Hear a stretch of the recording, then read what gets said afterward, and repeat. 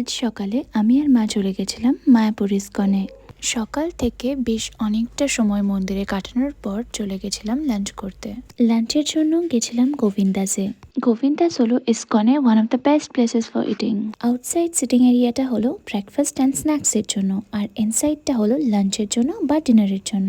লাঞ্চে থালির অপশনটা থাকে অনলি স্যাটারডে আর সানডে, তাই বাকি উইকডেজগুলোতে থালি ছাড়া মেনুর বাকি সব আইটেমসই অ্যাভেলেবেল থাকে। পুরো মেনুর ক্লিপসগুলো আমি এখানে অ্যাড করে দিচ্ছি, তোমরা চাইলে পজ করে দেখে নিতে পারো। গোবিন্দাসে এর আগেও আমি বহুবার খেয়েছি আর ওদের মেনুর অনেক আইটেমসই আমি ট্রাই করেছি।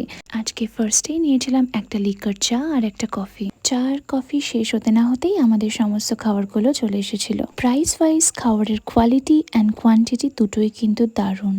আজকে আমরা নিয়েছিলাম প্লেন বাসমতি রাইস, ভেজ ডাল, আলু চিরা, মিক্স ভেজিটেবল আর কাশ্মীরি পোলাও। এই সব আইটেমসগুলো নিয়ে আমাদের টোটাল বিল হয়েছিল 557, আর যেটা দুজনের জন্য অনেক রিজনেবল। খাবারের কোয়ান্টিটি এতটাই বেশি ছিল যে আমি আর মা দুজনে খেয়েও শেষ করতে পারিনি, শেষ পর্যন্ত আমাদের পার্সেল নিতে হয়েছিল।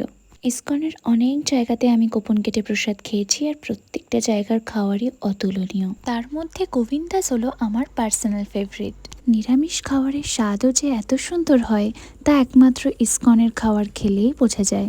শুধু ইস্কনের প্রসাদ নয়, অন্য যে কোনো পুজোর প্রসাদের স্বাদই কিন্তু অন্য যে কোনো খাবারের থেকে অনেক গুণ বেশি হয়। আজকের প্রত্যেকটা খাবার এত ভালো ছিল, সেটা আমার খাওয়ার ধরন দেখেই বোঝা যাচ্ছে, যাকে বলে একেবারে পাত পরিষ্কার করে খাওয়া।